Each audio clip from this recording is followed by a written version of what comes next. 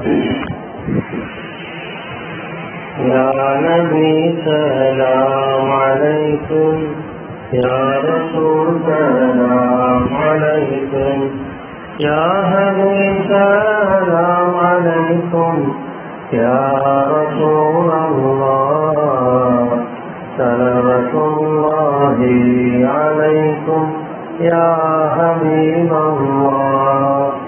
ला इलाहा इल्लल्लाह, ला इलाहा इल्लल्लाह, ला इलाहा इल्लल्लाह, या रसूल अल्लाह मुहम्मदुर रसूलुल्लाह, या हबीब अल्लाह।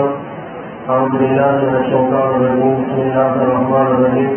إن الله وملائكته يصلون على النبي يا أيها الذين آمنوا صلوا عليه وسلموا تسليما اللهم صل على سيدنا وشفيعنا وحبيبنا ومولانا محمد وعلى آل سيدنا ونبينا ومولانا محمد وبارك وسلم عليه وصل على جميع الأنبياء والمرسلين وآله منهم وصحبه أجمعين.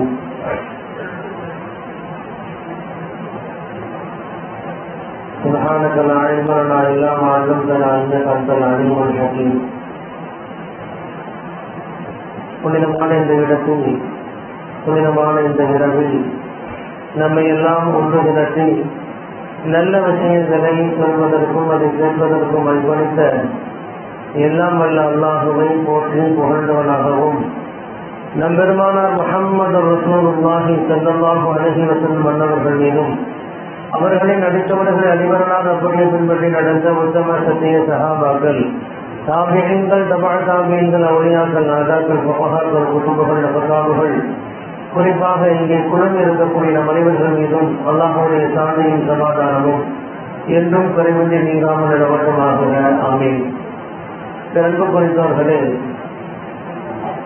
அல்லாஹ் ஜல்ல ஷானஹு வ தஆலா தனது திருமறையிலே தமாமின் தாபத்தில் செல்லாமல் இல்லா அனுல்லாக இருக்குஹா, வாழ்வாதாரம் அனைத்தும் அது இறைவன் கைவசமே இருப்பதாக அல்லாஹ் சொல்கின்றான். எல்லா வஸ்துக்களுக்கும் அல்லாஹ்வால் படைக்கப்பட்ட எல்லா படைப்புகளின் வாழ்வாதாரம் அது அல்லாஹ் தன் கைவசம் வைத்திருக்கின்றான். இன்னொரு வசனத்தில் சொல்கின்ற பொழுது நஹ்னு கஸம்னா பைனஹும் மஈஷதஹும், அந்த வாழ்வாதாரத்தை நாமே பங்கு வைத்து தருகின்றோம். நாம் எதை அனுபவித்துக் கொண்டிருக்கிறோமோ அல்லாஹ் நமக்கு பங்கு வைத்ததைத்தான் அனுபவித்துக் கொண்டிருக்கின்றோம். அதுக்கு மேல ₹1 அதிகமாகாது, குறையும் செய்யாது. நம்ம எவ்வளவுதான் முட்டி மோதினாலும் இறைவன் நமக்கு வைத்த அந்த பங்கை தவிர நம்ம கூடுதலாக சம்பாதிக்க முடியாது. அதே போல எவ்வளவுதான் நம்ம கஷ்டப்பட்டு சிரமப்பட்டாலும் இறைவன் கொடுக்க நினைத்ததற்கு மேலே நம்மளுக்கு கிடைக்காது, அதுக்கு கம்மியாகவும் ஆகாது. இது இறைவனுடைய ஏற்பாடு. மஈஷதஹும், ஒவ்வொரு வஸ்துக்களுடைய வாழ்வாதாரம், அல்லாஹ்வுடைய ஒவ்வொரு படைப்புடைய வாழ்வாதாரம், அது அனைத்தையும் இறைவன் சொல்கின்றான் நஹ்னு கஸம்னா, நான் தான் பங்கு வைத்து கொடுக்கிறேன். அப்ப இறைவன் பங்கு வைத்ததைத்தான் நாம் தேடி அடைந்து கொண்டிருக்கின்றோம். நாம் ஒவ்வொரு துறையாக, ஒவ்வொரு தொழிலாக, ஒவ்வொரு வியாபாரமாக செய்யக்கூடிய ஒவ்வொன்றுமே இறைவன் பங்கு வைத்ததை தேடிக் கொண்டிருக்கின்றோம், அவ்வளவுதான். அது ஏற்கனவே பங்கு வைத்து முடிக்கப்பட்டு விட்டது. அதை தேடித்தான் நாம் பயணித்துக் கொண்டிருக்கின்றோம். அல்லாஹ்வுடைய படைப்புகளிலே மாபெரும் படைப்பு, உன்னதமான படைப்பு மனித படைப்பு. அல்லாஹ் குர்ஆனில் சொல்கின்ற பொழுது அழகிய படைப்பு என்று மனித படைப்பை சொல்கின்றான். இன்னும் சொல்ல போனால் வலகத் கர்ரம்னா பனி ஆதம், இந்த மாதமுடைய மக்களை சங்கைப்படுத்தி இருக்கின்றோம் என்று அல்லாஹ் சொல்றான். இப்ப அல்லாஹ்வுடைய படைப்பு, கோடான கோடி படைப்புகளில் அல்லாஹுவால் சங்கை செய்யப்பட்ட படைப்பாக இருக்கக்கூடிய மனிதர்கள், அல்லாஹுவால் சொல்லப்பட்ட அழகிய படைப்பாக இருக்கக்கூடிய இந்த மனிதர்கள், இவர்கள் நோக்கம் என்ன? இவர்கள் எதற்காக வேண்டி அல்லாஹ் படைத்தான்? அதாவது நம்மை அல்லாஹ் எதற்கு படைத்தான்? நம்மை படைத்ததின் நோக்கம் என்ன? இதை பற்றி நாம் சிந்திப்பதற்கு முன்பு உலகத்தில் படைக்கப்பட்ட கோடான கோடிகளும் எதற்காக வேண்டி படைக்கப்பட்டது?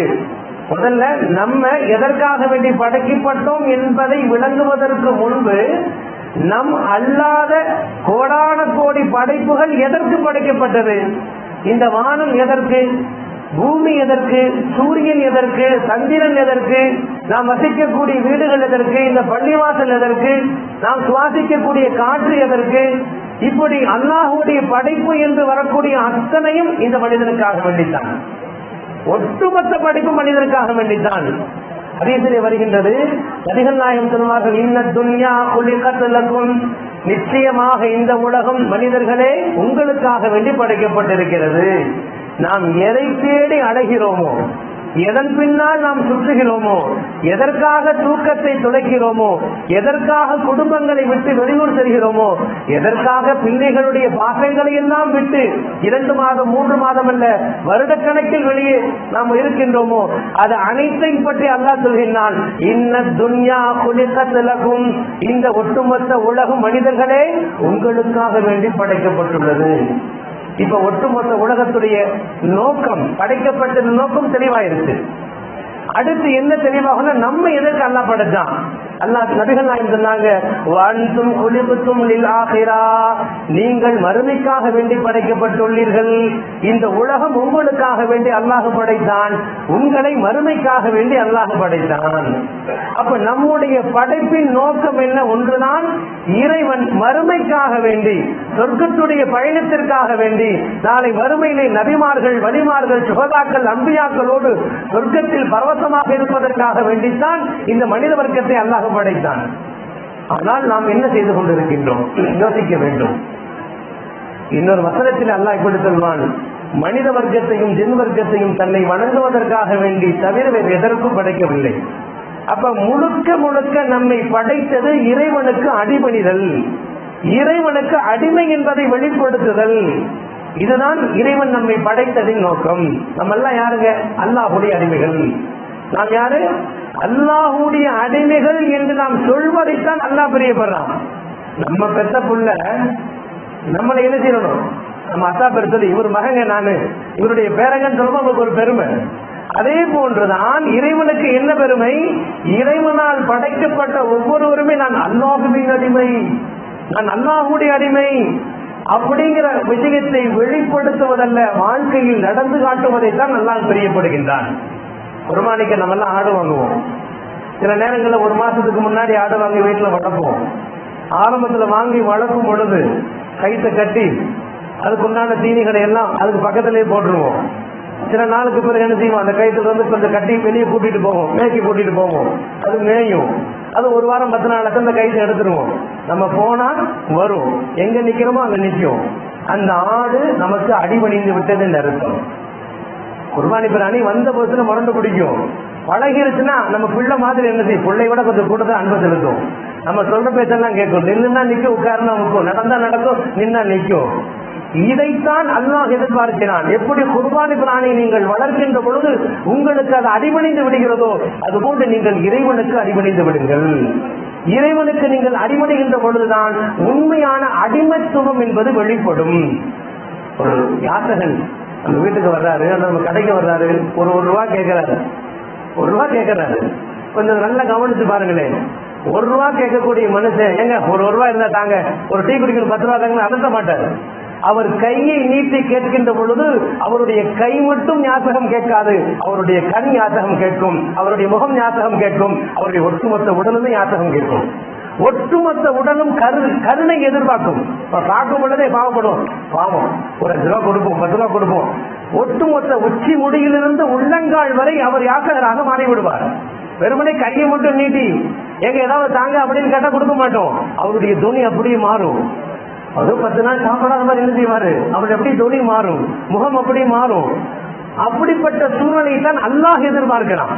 ஒரு 1 ரூபாய் கேட்கக்கூடிய யாசகன் அவருடைய கையில் மட்டும் நீட்டக்கூடிய அந்த சமயத்தில் உச்சி முடியிலிருந்து உள்ளங்கால் வரைக்கும் யாசகம் கேட்பதை போல, அந்த உறுப்புகள் எல்லாம் அடிமையாக மாறுவதை போல, அடிமையே நீ என்னிடத்தில் கேட்கின்ற பொழுது ஒட்டுமொத்தத்தையும் தாழ்த்தி என்னிடத்துல கேடு. எல்லாத்தையும் எனது எனக்காக வேண்டி இழந்து எனக்காக அர்ப்பணித்து உன்னுடைய அடிமைத்துவத்தை வெளிப்படுத்தி கேளு. காரணம், நம்ம ரொம்ப பேரும் துவா செய்வோம், நாம் மட்டும்தான் துவா செய்யும், உள்ள வேற எங்கேயும் இருக்கும். இது அல்லாஹ்வுக்கு பிடிக்காது. துவா செய்வதற்கு சில ஒழுங்குகள் இருக்கிறது. இது முக்கியமான இரவு, துவாவுடைய இரவு. இந்த இரவுல நிறைய துவா செய்யணும். காரணம் அல்லாஹ் முதல் மாதத்திலிருந்து கேட்கிறான், துவா செய்யுங்கிறான். அப்படி துவா செய்யுங்கள் என்று அல்லாஹ் சொல்கின்ற பொழுது அந்த துவாவை நாம் எப்படி செய்வது? பாராமுகமாக இருக்கக்கூடாது, கவனத்தோடு இருக்க வேண்டும்.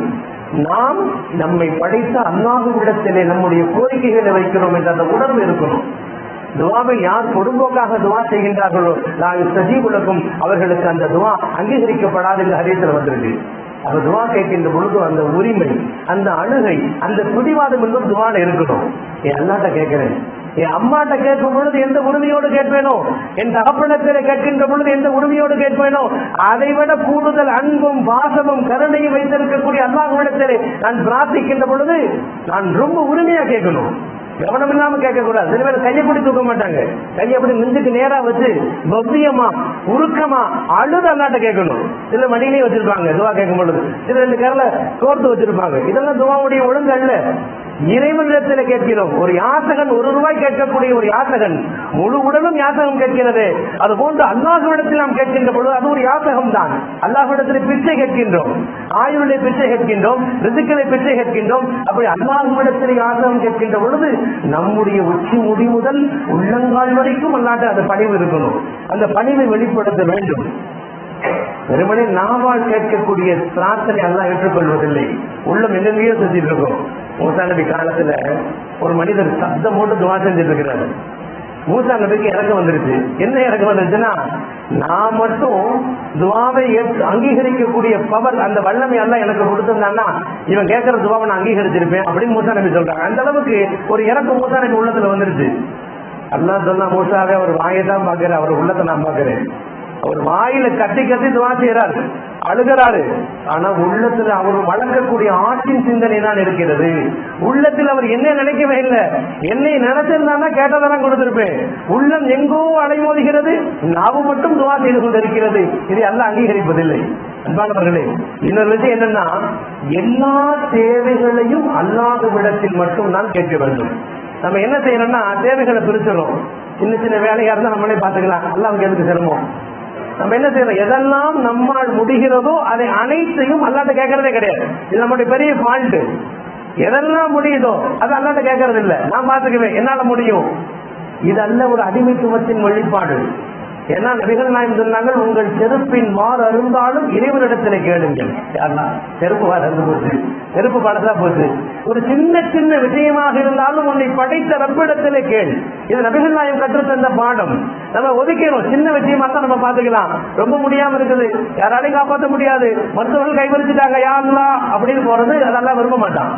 சின்ன விஷயம், ஒரு தலைவலி வந்தாலும் அல்லாட்ட கேளுங்க. ஆஸ்பத்திரியில் அட்மிட் ஆகி மருத்துவர்கள் கைவிட்டா மட்டும் அல்லாட்ட கேட்கறது இல்ல. சின்ன தலைவலி வந்தாலும், ஒரு கல்லுல அதாவது கல் தடுக்கனாலும், ஒரு முள்ளு குத்தனாலும் அல்லாட்ட என்ன செய்யணும், துவா செய்யணும். ஒரு சின்ன விஷயமாக இருந்தாலும் பெரிய விஷயமாக இருந்தாலும் எல்லா தேவைகளையும் அல்லாஹ்விடத்திலே மட்டுமே கேட்கக்கூடிய அந்த உணர்வை, அடிமைத்துவத்தை வெளிப்படுத்தணும். அடுத்த ஒரு முக்கியமான விஷயம் என்னன்னா, யாரெல்லாம் துவா செய்கின்றோமோ அந்த துவாக்கள் கண்டிப்பாக அங்கீகரிக்கப்படுகிறது. அல்லாஹ் நம்ம கையை உயர்த்திட்டா இந்த அடிமைகளுடைய கரங்களை வெறுங்கரங்களாக ஆக்கவே மாட்டான். 3 விதமாக சொல்லப்படுகிறது. நம்ம என்ன சொல்லி துவா செய்யறோமோ அதை அல்லாஹ் அப்படியே கொடுத்துருவான். சில பேர் செல்வத்தை கேட்பாங்க, குழந்தை கேட்பாங்க, என்னென்ன வேணா அவரவர்களுக்கு தேவையான விஷயங்கள். நாம் எதை சொல்லி துவா செய்கிறோமோ அதை அப்படியே சில நபர்களுக்கு எல்லாம் கொடுத்துருவான். இது முதல் வகை. 2வது வகை, கேட்கறத கொடுக்க மாட்டான். துவா அங்கீகரிக்கப்பட்டுரும், கேட்கறத கொடுக்க மாட்டான். அந்த கேட்பதற்கு பகரமாக ஏதேனும் பேர் ஆபத்தில் இருந்து விடுதலை எல்லாம் கொடுத்துருவான். இந்த துவா, ஒரு வண்டி வேணும்னு கேட்கிறாரு, வண்டியை கொடுக்க மாட்டான். ஏன்னா அந்த வண்டி கொடுத்தா இவருக்கு ஆக்சிடென்ட் ஆகும், இவருக்கு ஆபத்து இருக்குது, வண்டியை கொடுத்தா கொடுக்காம தடுத்துருவான். அப்ப நம்ம சில நேரங்களில் துவா செய்வோம், அந்த துவாக்களை அப்படியே கொடுக்காமல் வேற ஏதேனும் ஆபத்தை விட்டு அல்லாஹ் பாதுகாப்பான். இது 2வது வகை.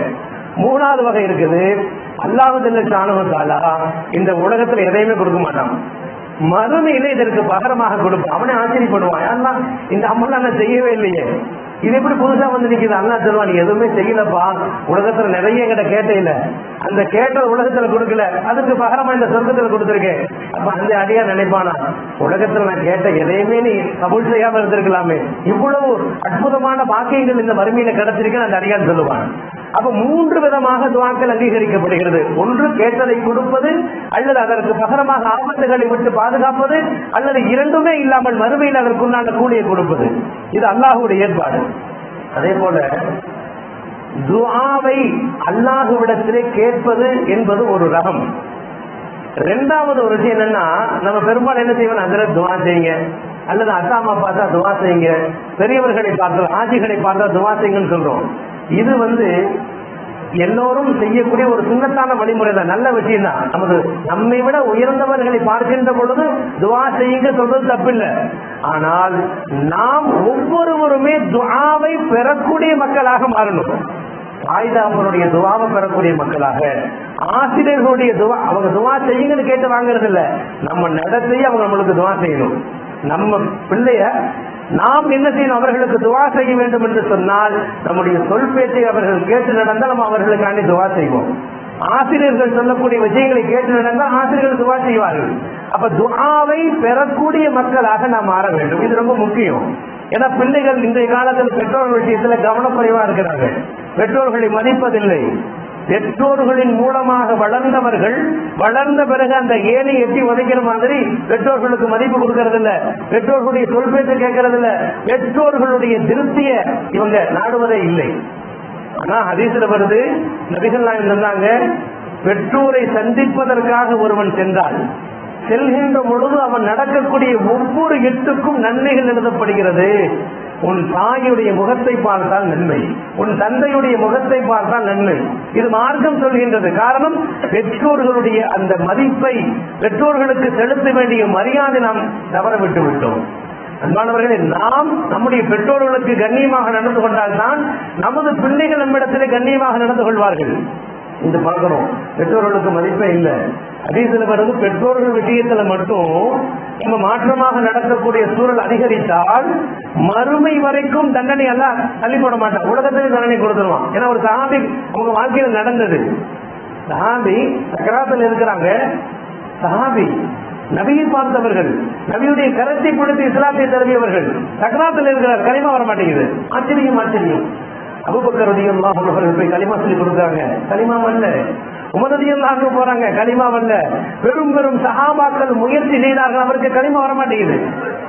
கடைசியா நபியை கூட்டிட்டு வந்தாங்க, நபிகள் நாயகம் சொன்னாங்க, கலிமா வர மாட்டேங்குது. நபிக்கு புரிஞ்சிருச்சு ஏதோ சிக்கல் இருக்கீங்க. நபி கேட்டாங்க, உங்க அம்மா எங்கன்னு கேட்டாங்க. அவங்க அம்மா கொஞ்சம் ஒரு மன அதிருப்தியா இருக்கிறாரு, அவங்க அம்மா கொஞ்சம் அதிருப்தியா இருக்கு, அந்த அம்மா கூட்டிட்டு வாங்க. அதனாலதான் இங்க பிரச்சனை. ஏன்னா ஒரு சஹாபி என்னுடைய கரத்தை பிடித்து களிமா சொல்லியவர், வானத்தில் மின்னக்கூடிய நட்சத்திரத்துக்கு சமமானவர், களிமா வர மாட்டேங்குதுன்னா ஏதோ பிரச்சனை இருக்குது. அப்ப நபி சொன்னாங்க, இவங்க அம்மாவை கூட்டிட்டு வாங்க. அம்மா கூட்டிட்டு வந்தா அம்மாட்ட கேட்டா, அம்மா எனக்கு கல்யாணத்துக்கு போற என்னை பெருசா கட்டுக்கிறது இல்ல, கல்யாணத்துக்கு போற எனக்கு பெருசா மரியாதை கொடுக்கறது இல்ல, அதனால எனக்கு அம்மா மேல அதிருப்தி தான். அப்ப நபி சொன்னாங்க, வேமா உன் பையன் நரகத்துக்கு போறாமா, வேணாமா மன்னிச்சு விட்டுருமா. அந்த மாதிரி சொன்னா என்னால முடியாது, அவ்வளவு மனசை கஷ்டப்படுத்திட்டான். யாரு? நபியுடைய காலத்தில் ஒரு சஹாபிக்கு நடந்த செய்தி இது. அப்ப ரசூலுல்லாஹ் சொன்னாங்க, அந்த அம்மாவுடைய மனசு மாத்துறதுக்கு ரசூலுல்லாஹ் ஒரு வழி பண்ணாங்க. சஹாபாக்கள் சொன்னாங்க, விறகுலாம் எடுத்துட்டு வாங்கப்பா, ஏன் இவர் நரகத்துக்கு போய் அதாபு விடணும், உலகத்துல இவர் எரிச்சிருவோம், உலகத்துல என்ன செய்யலாம், இவர் எரிச்சிடலாம். விறகெல்லாம் கொண்டு வந்து போட்டாங்க. அவரை தூக்கி போட்டு எரிக்கலான்னு போகும்போது அந்த அம்மாவுக்கு பயம் வந்துருச்சு. வேணாம் வேணாம், என்னதான் இருந்தாலும் என் பையன், என் கண்ணு முன்னாடி என் பையன் நெருப்புல போடக்கூடாது. தாயின் பாசம் வெளிப்படுமா இல்லையா?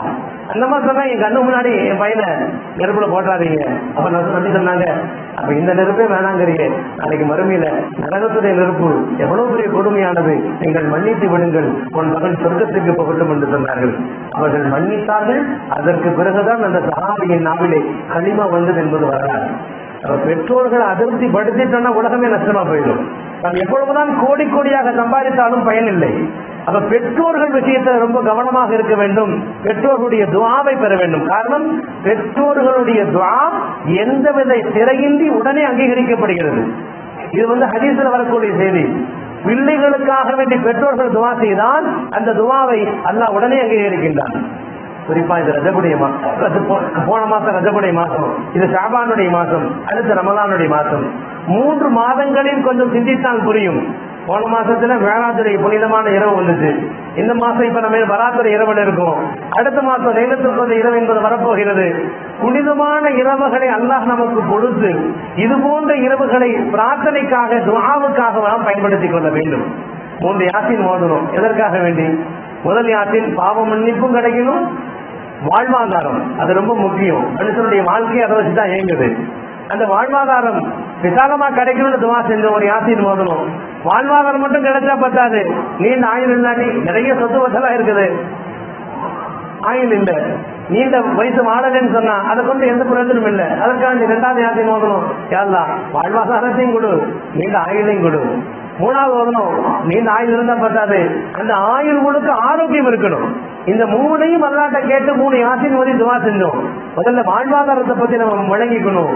இன்றைய இரவில் தான் பட்ஜெட், நம்முடைய ஒவ்வொரு பட்ஜெட்டும் பட்டியலிடப்படுகிறது. அல்லாஹ் மலக்குமார்களை அழைத்து சொல்றான், இந்த இரவு மலக்குமார்கள் எல்லாம் ஒரு பட்ஜெட்டை தயார் செய்யறாங்க, ஒரு பட்டியலை தயார் செய்கிறார்கள். யாரெல்லாம் அடுத்த ஷாபான் வரை 15 வரை உயிரோடு இருப்பார்கள், யாரெல்லாம் மரணித்து விடுவார்கள், யாரெல்லாம் ஆரோக்கியமாக இருப்பார்கள், யாரெல்லாம் நோய்வாய்ப்படுவார்கள், யாரெல்லாம் திருமணம் நடக்கும், யாருக்கு குழந்தைகள் பிறக்கும், யாருக்கு கஷ்டம் இருக்கும், யாருக்கு மகிழ்ச்சி இருக்கும், யாருடைய வாழ்க்கை செழிப்பாக இருக்கும், யாருடைய வியாபாரம் நஷ்டப்படும், இந்த எல்லா செய்திகளும் இந்த இரவு பட்டியலிடப்படுகிறது. எனவேதான் நபி சொன்னாங்க, என் விஷயமா ஒரு பட்டியல் மலக்குமாக தயாரிப்பு செய்கின்ற பொழுது நான் நோன்பாளியாக இருக்க ஆசைப்படுகின்றேன். எனவேதான் குறிப்பா நான் எல்லோரிடத்திலும் ஒரு பணிவான வேண்டுகோள், இந்த இரவு நம்ம தூங்கக்கூடாது. ஏன்னா நம்முடைய விஷயங்கள் முடிவு செய்யப்படுகிறது. அப்ப என் சார்ந்த விஷயங்கள் பட்டியலில் எழுதப்படுகின்ற பொழுது ஒரு சிறப்பான நபராக, நன்மைக்குரிய நபராக, மேன்மைக்குரிய நபராக என்னை பற்றி எழுத வேண்டும் என்று சொன்னால் இந்த இரவு முழுக்க நாம் விழித்திருக்க வேண்டும். இரவு முழுக்க விழித்திருக்க வேண்டும் என்று சொன்னால் கபருஸ்தான்ல ஃபுல்லா கடைகளா இருக்கும், நைட்டு மெனசையில சகர வரைக்கும் சாப்பிட்டே இருக்கலாம். அதல்ல, இங்க முடிக்கணும், அப்புறம் ஜியாரத்து பண்றோம், தர்காவுக்கு போறோம், அதற்கு பிறகு ஜியாரத்து வர்றோம், அதற்கு பிறகு முடிந்தால் பள்ளிவாசல், இல்லை என்றால் வீடு, எங்கேயாவது ஒன்று நாம் சகரு செய்யக்கூடிய அந்த நேரம் வரைக்கும் ஏதாவது அமல் செய்து கொண்டே இருக்க வேண்டும். நமக்கு தெரிஞ்சது என்ன வேணா செய்யலாம். இன்ஷால்லா இறுதியாக ஒரு தொழுகை பற்றி நான் உங்களுக்கு சொல்றேன். முடிந்தவர்கள் அந்த தொழுகை கூட தொழுது பார்க்கலாம்.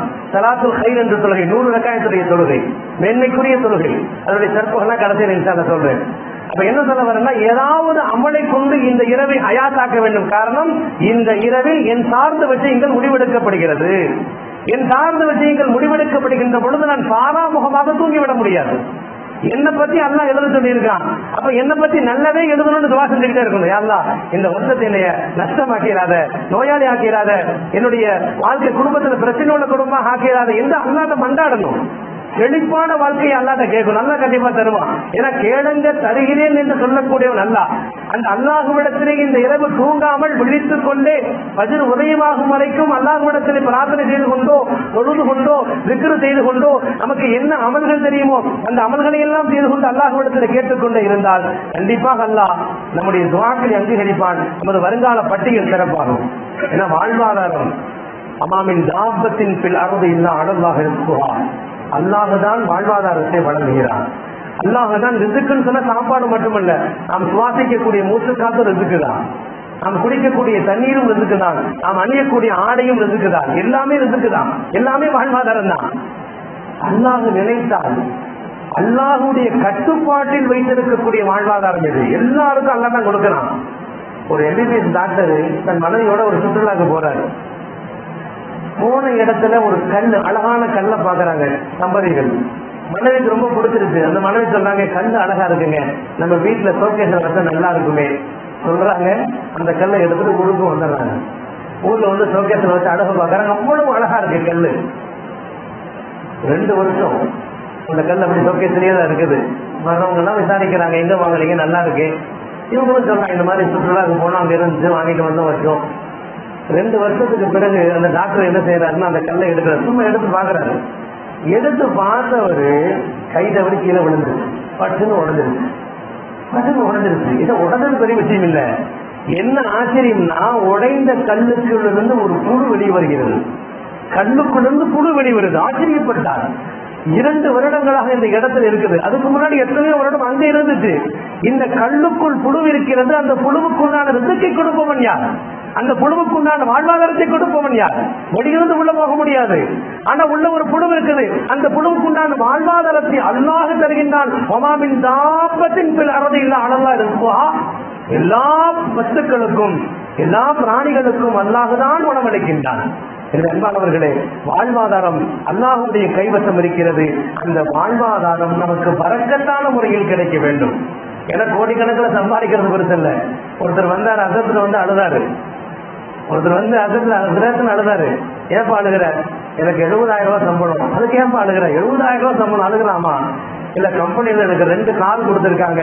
அப்புறம் ஏப்பா அழுகிற? சந்தோஷம் தானே. இல்ல கம்பெனில எனக்கு மருத்துவ செலவெல்லாம் பாத்துக்குவாங்க. அது கேட்டா இவ்வளவு செலவு இருக்கு, ஏன்னா அழுகிற? 70,000 ரூபாய் சம்பளம், 2 காரு, மருத்துவ செலவு கம்பெனியை பொறுப்பேற்றுக்குது. இருந்தாலும் நான் ஏன் அழுகிறேன்னா, இப்பதான் ஒரு கார் புதுசா ஒண்ணு வாங்கினேன். புதுசா ஒரு கார் வாங்கினேன். 4 நாளைக்கு முன்னாடி ஆக்சிடென்ட் ஆயிடுச்சு, விபத்தாயிடுச்சு. 7 லட்சம் ஒரே நல்ல காலி. 7 லட்சம் ஒரே நல்ல காலி. அதனால அழுகிறேன். அப்ப 7 லட்சம் ஒரே நாள காலி. இவர் 70,000 ரூபாய் சம்பாதிக்கிறாரு. 2 காரு அவர் மேனேஜரா இருக்கும் பொழுது அங்கிருந்து கம்பெனிலேயே கொடுக்கறாங்க, மருத்துவ செலவெல்லாம் பார்க்கறாங்க. இருந்தாலும் இவருக்கு அது பரக்கத்தாக இல்லை. அப்ப நிறைய இருப்பது பரக்கத்தல்ல. 100 ரூபாய் சம்பாதித்தாலும் ஒரு 10 ரூபாய் மிஞ்சணும். 1000 ரூபாய் சம்பாதிச்சா ஒரு 100 ரூபாய் மிஞ்சணும். 10,000 ரூபாய் சம்பாதிச்சா ஒரு 1000 மிஞ்சணும். மிஞ்ச வேண்டும்.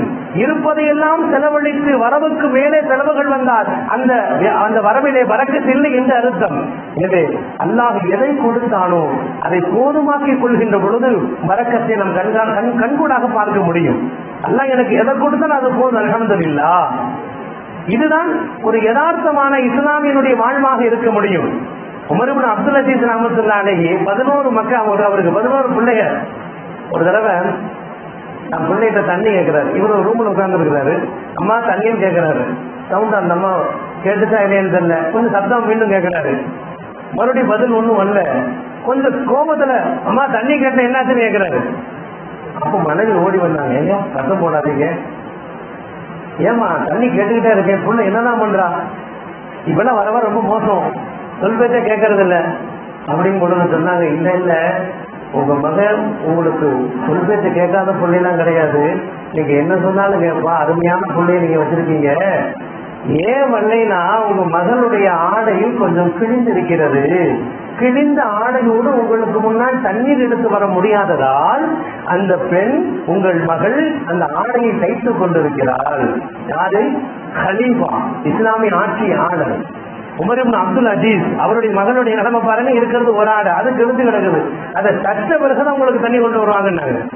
அவர் மோசா போகக்கூடிய சமயத்துல ஒருத்தர் வந்து சொன்னாரு, எவ்வளவோ பெரிய ஆட்சியாளர்கள்லாம் மோசா போன பிறகு தன் பிள்ளைகளுக்கு சொத்து சுகத்தெல்லாம் வச்சுட்டு போறாங்க. 11 மக்களை பெற்று இஸ்லாமிய கலீஃபாவா இருந்து பிள்ளைகளுக்கு ஒண்ணுமே நீங்க வைக்கலையே, செல்வத்தை கொடுக்கலையே, சொத்தை கொடுக்கலையே, சுகத்தை கொடுக்க அழுகிறாரு. மறுபடியும் அப்துல் அஜீஸ் எந்திரிச்சு உட்கார்ந்து சொன்னாங்க, என்னப்பா சொன்னேன், என் பிள்ளைகளுக்கு சொத்தை கொடுக்கலையா, என் பிள்ளைகளுக்கு சுகத்தை கொடுக்கலையா? சொன்னாங்க, என் பிள்ளைகளுக்கு நல்லொழுக்கத்தை கொடுத்திருக்கின்றேன், என் பிள்ளைகளுக்கு நல்லொழுக்கத்தை கொடுத்திருக்கின்றேன். வஹுவயத்த வல்ல சாலிஹீன், வஹுவயத்த வல்ல சாலிஹீன். குர்ஆன் அல்லாஹ் சொல்றான், நல்லொழுக்கமாக இருக்கக்கூடியவர்களுக்கு அல்லாஹ் பாதுகாவலன். என் பிள்ளைகளுக்கு ஒழுக்கத்தை கொடுத்தேன், யார் ஒழுக்கமாக இருக்கிறார்களோ அவர்களுக்கு அல்லாஹ்வே பாதுகாப்பாக இருப்பான், அது எனக்கு போதும்னாங்க. இப்படித்தான் நமது பிள்ளைகளை வளர்க்க வேண்டும். நமது பிள்ளைகளுக்கு ஒழுக்கத்தை கொடுத்தால் போதும். சொத்து சுகங்களை சேர்ப்பது பெரிதல்ல. 7 தலைமுறை உட்கார்ந்து சாப்பிடக்கூடிய சொத்தை கொடுத்தாலும் ஒரு தலைமுறையை அழுத்திடும். நம்ம நினைக்கிறோம் ஒழுக்கத்தை கொடுக்கல பிள்ளைகளுக்குன்னா, நீங்க விட்டுட்டு போகும்போது 7 தலைவர் உட்கார்ந்து சாப்பாடு சொத்து அவ்வளவு கொடுத்துருப்பீங்க. ஆனா அந்த ஒருத்தனை அழிச்சு போடுவான், ஏன்னா ஒழுக்கம் இல்லாட்டி. பிள்ளைகளுக்கு ஒழுக்கத்தை கொடுத்தால் போதும், சொத்து சுகங்கள் தேவை அல்ல. ஒழுக்கத்தை கொடுங்கள், தொழுகையாளியாக ஆக்குங்கள், பள்ளியுடைய தொடர்பை கொடுங்கள், குர்ஆனுடைய தொடர்பை கொடுங்கள், உலமாக்களுடைய தொடர்பை கொடுங்கள். அந்த பிள்ளைகள் ஒழுக்க சீடர்களாக மாறுவார்கள். யாரெல்லாம் ஒழுக்கமாக இருக்கிறார்களோ அவர்களுக்கு அல்லாஹ் பாதுகாப்பு. அல்லாஹ் வஹுவயத்த வல்ல சாலிஹீன், நல்லவர்களுக்கு அல்லாஹ் பாதுகாப்பாக இருப்பான் என்பதாக குர்ஆனில் அல்லாஹ் சொல்வான். அன்பானவர்களே, அப்ப வாழ்வாதாரம் நிறைய கிடைக்கிறது பெருசல்ல. குறைவாக கிடைத்தாலும் அது பரக்கத்தாக கிடைக்கணும், கம்மியா இருந்தாலும் அது பரக்கத்தாக இருக்கணும். அதற்கு வழி என்ன? போதும் என்ற அந்த மனம் இருந்தால் போதும். எனக்கு போதும் அப்படின்னு சொன்னாலே அதுல பரக்கத்தெல்லாம் கொடுத்துருவான். அதே போன்று நமக்கு எதெல்லாம் கிடைத்திருக்கிறதோ அதை நம்மோடு வைத்துக் கொள்ளக்கூடாது. அல்லாஹ் எனக்கு என்னென்ன கொடுத்திருக்கானோ அது எனக்கு மட்டும்தான் அப்படிங்கிற சிந்தனை தவறானது. அது பரக்கத்திற்கு நேர் முரணானது. ஏன்னா மூசா நபி காலத்துல ஒருத்தருக்கு ஒருவேளை சாப்பாடு ரொம்ப கஷ்டமா இருந்தது. ஒரு நாளைக்கு ஒருவேளை சாப்பிட்றது ரொம்ப சிரமமான வாழ்க்கை. மூசா நபி சொன்னாரு, மூசாவே அல்லாட்ட போகும்போது எனக்கு துவா செய்யுங்க, அல்லாட்ட கேளுங்க, என்னுடைய ஒட்டுமொத்த வாழ்வாதாரத்தை உடனே கொடுக்க சொல்லுங்க. என்னால முடியல, ஒரு நாள் சாப்பாடு சிரமமா இருக்குது, எனக்கு என் வாழ்நாள் ஃபுல்லா அல்ல எனக்கு என்ன எழுதி வச்சிருக்கா அதை உடனே கொடுக்க சொல்லுங்க, ஒரே நாள்ல கொடுக்க சொல்லுங்க. மூசா நபி போனாங்க, அல்லாட்ட பேசினாங்க, கேட்டாங்க, அல்லா கொடுத்துட்டான். ஒரே நாள்ல கொடுத்துட்டா என்ன ஆகும்? அதை சாப்பிட்டு முடிச்சா அழிஞ்சு போயிடுவாரு. ஏன்னா நம்ம எல்லாம் உயிரோடு இருக்கணும். என்ன அர்த்தம்னா நம்முடைய உணவு ஒன்றும் இருக்குன்னு அர்த்தம். நம்முடைய உணவு இருக்கு, நாம் குடிக்கக்கூடிய தண்ணீர் இருக்கு, நாம் சுவாசிக்கக்கூடிய காற்று எல்லாம் இந்த உலகத்தில் இன்னும் இருப்பதால் தான் உயிரோடு இருக்கணும். எப்ப முடிஞ்சிட்டு நம்ம ஆயுள் முடிஞ்சிடும். நம்ம ஏன் உயிரோடு இருக்கிறோம்னா நம்முடைய ரிஸ்க்கு இந்த உலகத்தில் இருக்கிறது. நம்ம பயணித்து போறோம், ஒரு ஊருக்கு போறோம், ஏன் போறோம்னா நம்முடைய ரிஸ்க்கும் மௌத்தும் அங்கே இருக்கு, அதனாலதான் போறோம். ரெண்டு விஷயங்கள் தான். நாம் இன்று வரைக்கும் இருப்பதற்கு இந்த ஊர்ல இருக்கிறோம், இந்த பள்ளியில் இருக்கிறோம்னா இந்த பள்ளியில நம்முடைய ரிஸ்க் இருக்குது. நாம் சுவாசிக்கக்கூடிய காற்று இங்கதான் சுவாசிகள்லாம் எழுதி வச்சிருக்கிறோம், அப்ப இங்கதான் வந்தாகணும். இப்ப கபருஸ்தான் போறோம்னா அங்கதான் சுவாசிகள்லாம் எழுதி வச்சு அங்க போய்தான் ஆகணும். இப்படி வாழ்வாதாரத்தை வைத்துத்தான் நாம் இயங்கிக் கொண்டிருக்கின்றோம். அந்த வாழ்வாதாரம் எப்பொழுது முடிகிறதோ அப்ப நம்ம இந்த உலகத்தை விட்டு என்ன தெரிஞ்சிருவோம். அப்ப மூசா நபி கேட்டாரு, என்னுடைய ஒட்டுமொத்த வாழ்வாதாரத்தை உடனே கொடுத்துருங்க. அல்லாஹ் அதே மாதிரி கொடுத்துட்டான். கொஞ்ச நாளைக்கு பிறகு மூசா நபிக்கு அந்த மனிதனுடைய சிந்தனை வந்து அன்னைக்குதான் ஒட்டுமொத்த வாழ்வாதாரத்தை கேட்டு வாங்கிட்டாரு. இருப்பாரா இல்லையா விசாரிக்கிறாங்க.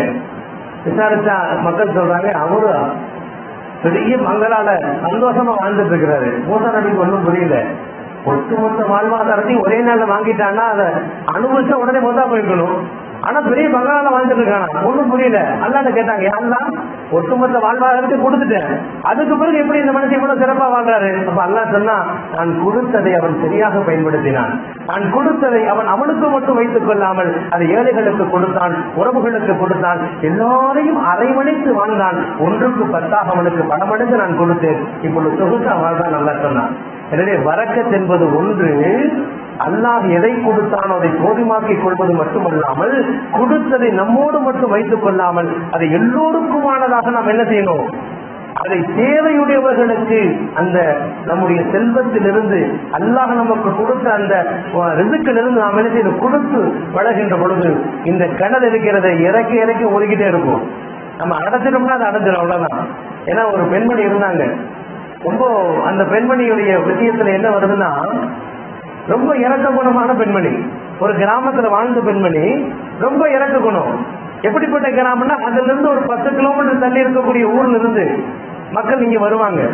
இங்கதான் பஸ் இருக்குது, இந்த பஸ்ல ஏறித்தான் நகரங்களுக்கு போகணும், வியாபாரங்கள் செய்வாங்க, மீண்டும் இங்க வருவாங்க. இந்த பஸ்ல இருந்து வந்து இந்த கிராமத்துல இறங்கி நடந்து போவாங்க 10 கிலோமீட்டர். என்னத்தைக்கெல்லாம் பஸ் இல்லாத பொழுது அந்த ஊர்லயே தங்க, அந்த கிராமத்துல தங்கணும், ஒரு வழி இல்லை. நம்ம ரொம்ப நாள் பார்த்துட்டு இருந்தாங்க, மக்கள் வர்றாங்க, பஸ் இல்லாத சமயத்தில் எங்கேயே தங்க வேண்டியது ஆயிடுது. அதனால மக்களுக்கு உணவு இங்க கிடைக்கிறது இல்ல, பட்டினியா கிடக்குறாங்க. ரொம்ப அதை பார்த்து கவலைப்பட்ட அந்த பெண், அந்த தாயுடைய உள்ளத்தில் கருணை அல்லாஹ் கொடுத்தால் கணவன்கிட்ட போய் சொன்னாங்க, நம்மள்ட்ட தான் சொந்த பந்தம் நிறைய இருக்கு, ஒரு முசாஃபிர் கான ஒண்ணு கட்டினா என்ன, ஏழைகளுடைய விடுதி ஒண்ணு கட்டலாமே, ஏழைகள் வந்து போறாங்க, பஸ் இல்லாத போது அவர்கள் சிரமப்படுறாங்க, இங்கே உணவுகள் சமைத்து கொடுப்போம், எல்லாம் நம்மகிட்ட பரக்கத்தா கொடுத்துருக்கானே. அவரு சம்மதிச்சாரு. ஒரு முசாஃபிர் கானா ஒண்ணு கட்டப்பட்டது, ஏழைகளுக்கு கொடுக்கப்பட்டது. அங்க பயணிகள் வழிபோக்கர்கள் எல்லாம் அங்க என்ன செய்தாங்க, பஸ் கிடைக்காத போது அங்கேயே தங்கினாங்க, அங்கேயே சாப்பிட்டாங்க. அந்த மாதிரி ரொம்ப சந்தோஷம். ஆனா நம்ம என்னதான் நல்லது பண்ணாலும் கூட 4 பேர் இருப்பாங்க, நல்லது செய்ய விட மாட்டாங்க. போய் கணவன் போய் சொன்னாங்க, இப்படியே நீ செஞ்சுட்டு இருந்தா நீ ஒரு நாளைக்கு அந்த முசாஃபிர் கானால தான் போய் சாப்பிடணும். நீ இப்படி உன் காசெல்லாம் நீ இப்படி போய்கிட்டு இருந்துச்சுன்னா நீ ஒரு நாளைக்கு என்ன செய்யணும்? நீங்க முசாஃபிரா தான் உட்கார்ந்து அந்த முசாஃபிர் கானால சாப்பிடணும் சொல்லும்போது அவருக்கு பயம் வந்துருச்சு. ஆனா நம்ம சொத்தெல்லாம் இப்படி செஞ்சு அழைச்சிருவானுங்களோ அப்படின்னு சொல்லி முசாஃபிர் கானா மூடிட்டாரு. மனைவிக்கு ரொம்ப மனசு கஷ்டம். ஆனா கணவன் போய் சொல்ல முடியல. ஒரு நாள் கணவன் மனைவிட்டு வந்து சொல்றான், அவங்க வீட்டுக்குள்ளேயே அடைச்சு கிடக்கிறோம், நம்ம தோட்டத்துக்கு போயிட்டு வரலாம் அப்படின்னு. கணவன் என்ன செய்யலாம், மனைவி தோட்டத்துக்கு கூட்டிட்டு போறாரு. அங்க சந்தோஷமா இருக்காங்க, சுத்தி பாக்குறாங்க. பக்கத்துல ஒரு கிணறு இருக்குது, அந்த கிணறு நிறைய தண்ணி இருக்குது. மனைவி என்ன செய்யறாங்கன்னா அந்த கிணத்தை பார்த்துக்கிட்டே இருக்காங்க. கணவர் கேட்டா, என்னமா கிணத்தை பார்த்துக்கிட்டே இருக்க? இல்லைங்க, காடி வாடிய உள்ள விடுறோம், காடி வாடிய உள்ள விடுறோம், வாடி நிறைய தண்ணீர் மேல வருது, ஆனா ஒரு சொட்டு கூட தண்ணி குறையிலையே. அந்த அம்மா கணவன் கேக்குது, காலி வாலியை உள்ள வர்றோம், வாலி நிறைய தண்ணி வருது, ஆனா கிணத்துல ஒரு சுத்தம் வரையிலையே. கணவன் சிரிச்சிட்டு சொன்ன, என்னம்மா சின்ன குழந்தனமா இருக்குது, ஒரு வாலி இல்ல 1000 வாலிகளை காலியாக விட்டாலும் 1000 வாலிகள் நிரம்பத்தான் தண்ணீர் வரும், கிணத்திலே ஒரு சொட்டு தண்ணீர் கூட குறையாது. அந்த அம்மா இந்த பாயிண்ட படுத்துக்கிட்டாங்க, கேட்டாங்க. அது மாதிரி தன்னை காலி வயிற்றோடு ஏழைகள் வந்தார்கள், காலி வயிற்றோடு ஏழைகள் வந்தார்கள், அந்த ஏழைகள் வயிறு நிரம்ப சென்றார்கள். அல்லாஹ் ஒரு ரிஸ்க்கு குறைஞ்சிருமாங்க, அல்லாதான் நம்ம ரிஸ்க்கு தர்றான், அந்த ரிஸ்க்கு குறைஞ்சிருமா அப்படின்னு சொல்லும் பொழுது கணவனுக்கு புரிந்தது, நம்மால் எதுவும் ஆகிறதில்லை, நாம் அல்லாஹ்வால் வழங்கப்பட்ட அந்த ரிஸ்க்கை நம்மோடு வைத்துக் கொள்ளாமல் அது ஏழைகளுக்கும் கொடுக்கின்ற பொழுதுதான் அந்த வாழ்வாதாரம் பரக்கத்தான வாழ்வாதாரமாக அபிவிருத்தியை தரக்கூடிய வாழ்வாதாரமாக மாறும் என்பதை புரிந்து கொண்டார். அன்பானவர்களே, தாராளமான அந்த மனது நமக்கு வேணும். அப்படி வருகின்ற பொழுதுதான் அந்த வாழ்வாதாரம் வரக்கத்தை பெற்றுத் தருகிறது. நமக்கு மட்டும் வைத்துக் கொள்கின்ற பொழுது அதை கொண்டு எந்த பிரயோஜனம் இல்லை. அப்ப முடிந்த வரைக்கும் ஏழைகளுக்கோ பள்ளிவாசல்களுக்கோ மதரசாக்களுக்கோ அதே போன்று சொந்த பந்தங்களுக்கோ நம்மால் இயன்ற உதவிகளை செய்து கொண்டே இருக்கின்ற பொழுது கிணற்றில் தண்ணீர் ஊறுவதை போல நமது வாழ்வாதாரம் ஊறிக்கொண்டே இருக்கும். அதில் வரக்கத்துகளை பார்க்கலாம். அதே போல் அன்பானவர்களே, புனிதமான இந்த இரவுல நாம் நிறைய செய்திகளை தெரிந்து கொண்டோம். குறிப்பாக நாம் நமக்கும் இறைவனுக்கும் உண்டான அந்த அன்பை எவ்வளவு தூரம் வைத்திருக்கிறோம் என்பதை புரிந்து கொள்ள வேண்டும். இறைவன் நம்ம மேல வச்சிருக்கக்கூடிய அன்பு அதுக்கு அளவே சொல்ல முடியாது. அன்பு இருக்கிறதுனாலதான் நம்ம பள்ளி பக்கம் வராட்ட கூட நம்மளுக்கு எல்லாம் என்ன செய்யறதுக்கு கொடுத்துட்டே இருக்கான். பள்ளி பக்கம் வந்தாதான் உனக்கு சோறுன்னு சொன்னா அவ்வளவுதான். அப்படி இல்லை, அது நம்முடைய இஷ்டத்துல விட்டுதான். அல்லாஹ் எவ்வளவு கிருபையாளன், எவ்வளவு அன்பாளன். நாம் அவனை வணங்கவில்லை என்று சொன்னாலும் அல்லாஹ்வை அல்லாவே இல்லைன்னு சொன்னாலும் ரிஸ்க் தருவான். ஏன்னா காபீர்களுக்கு கொடுத்துட்டு தான் இருக்கிறான், முஸ்லிம்களுக்கு கொடுத்துட்டு கொடுக்கறது இல்லையே. நீ அல்லாவே இல்லை, நான் உன்னை வணங்க மாட்டேன்னு சொன்னாலும் ரிஸ்க் தருவான். ஏன்னா அவன் கருணையாளன். ஆனால் நாம் அல்லாஹ்வின் மீது உண்டான அன்பை எந்த அளவுக்கு வைத்திருக்கின்றோம்? உண்மையான அன்பை நாம் வெளிப்படுத்துகின்றோமா, அல்லது நமது அன்பில் நிறைய பலகீனம் இருக்கிறது என்பதை கொஞ்சம் பரிசோதித்து பார்க்க வேண்டும். அப்துல்லா பிஜாதன் என்று சொல்லக்கூடிய ஒரு சஹாபி, இவர் முஸ்லீம் ஆனதுக்கு முன்னாடி நபிகள் நாயகம் மக்காவிலிருந்து மதீனாவுக்கு போயிட்டாங்க. மதீனாவுக்கு நபியவர்கள் வந்த செய்தியை கேள்விப்படுறாரு. இவர் எங்க இருக்காருன்னா மதீனாவிலிருந்து கொஞ்சம் தள்ளி கிராமத்தில் இருக்கிறார். சின்ன வயசு பையன் அப்துல்லா பிஜாதன், சின்ன வயசு தான். அங்க இருந்த நண்பர்கள் சொல்றாங்க, இந்த மாதிரி மதீனாவுக்கு நபிகள் நாயகம் வந்திருக்கிறாங்க அப்படின்னு சொல்லும் பொழுது அதை கேள்விப்பட்டு ஆசைப்பட்டு நண்பர்களோடு மதீனாவுக்கு நடந்தே வர்றாரு. நடந்தே வந்தவர் நபியை பார்த்தாரு, குடிச்சு போட்டு முஸ்லீம் ஆயிட்டாரு.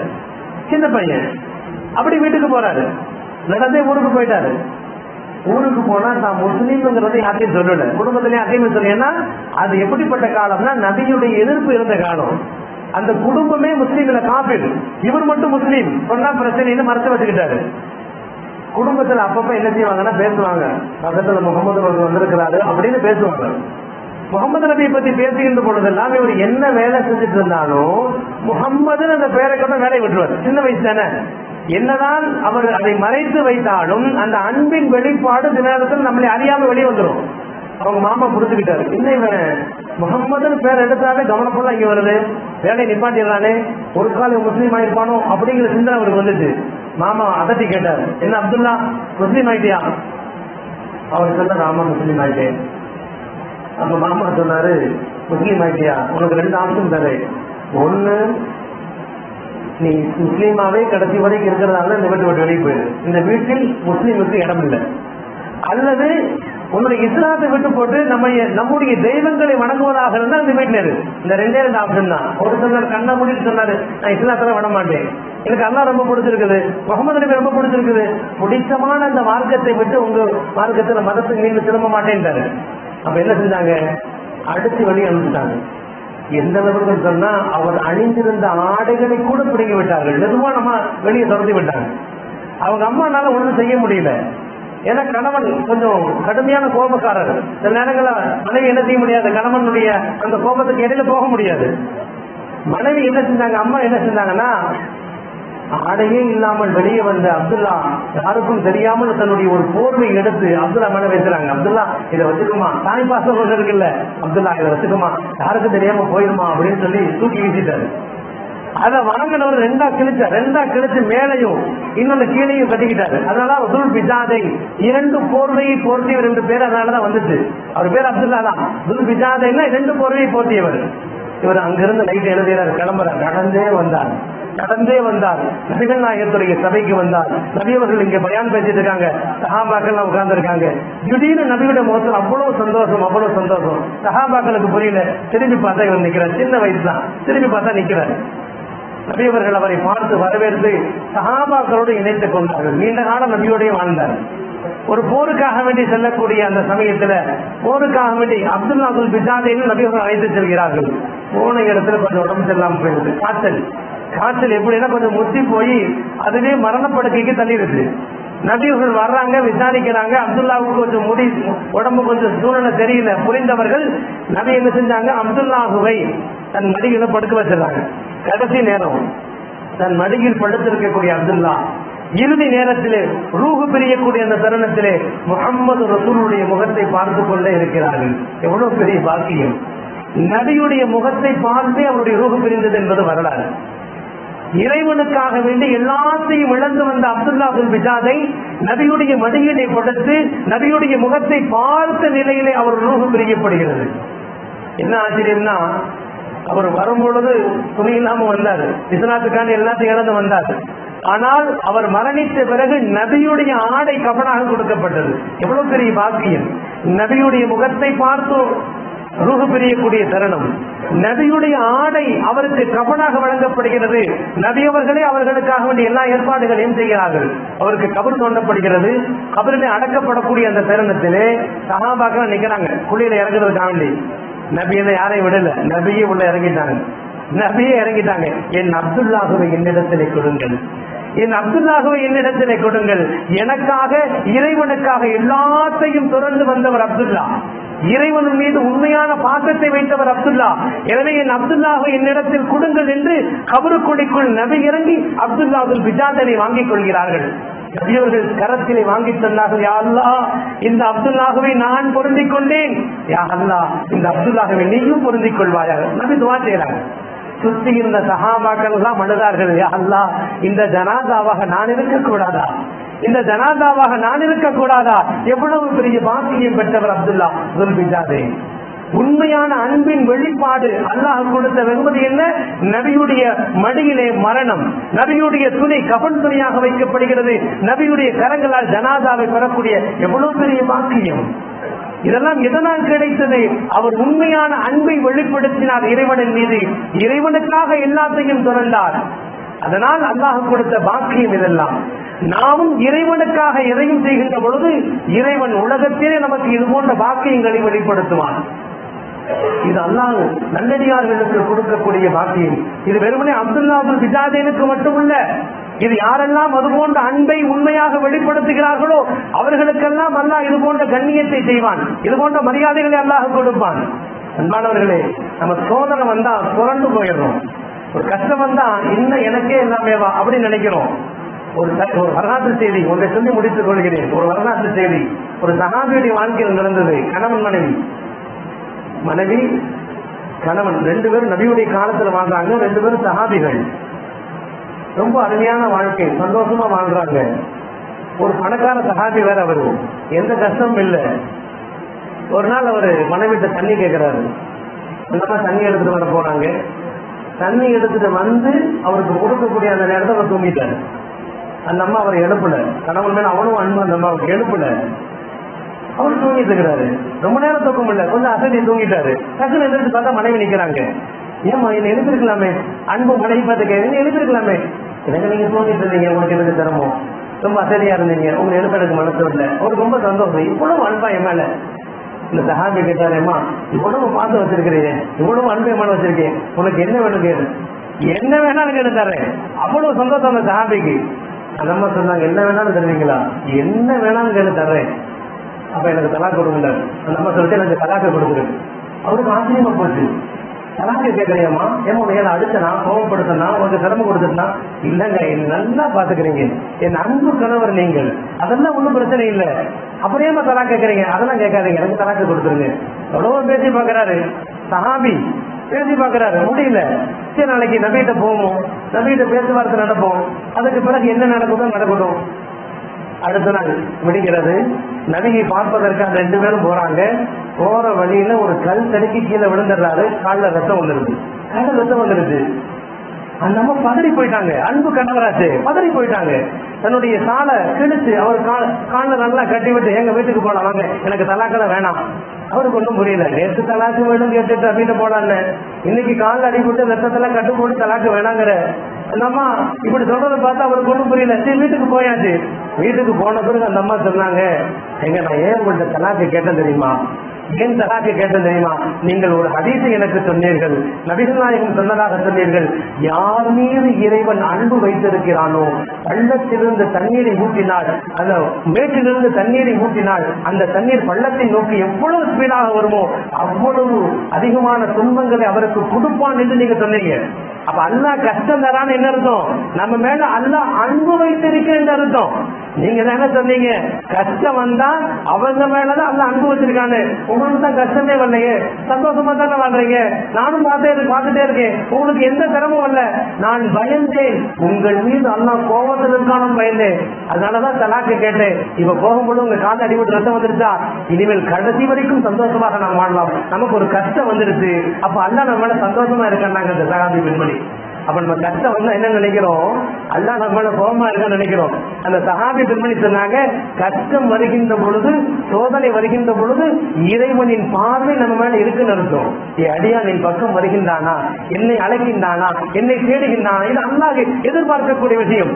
எனவே புனிதமான இந்த இறைவனை நாம் மனதிலே வைத்துக் கொள்ள வேண்டிய பல செய்திகளில் ஒன்று, சிரமங்கள் வருகின்ற பொழுது, கஷ்டங்கள் வருகின்ற பொழுது, அது குடும்ப கஷ்டமாக இருக்கலாம், பிள்ளைகள் சார்ந்த கஷ்டமாக இருக்கலாம், வியாபாரம் சார்ந்த கஷ்டமாக இருக்கலாம், எதுவாக இருந்தாலும் இறைவன் என்னை பிரியப்படுகின்றான், அந்த பிரியத்தின் வெளிப்பாடுதான் இது.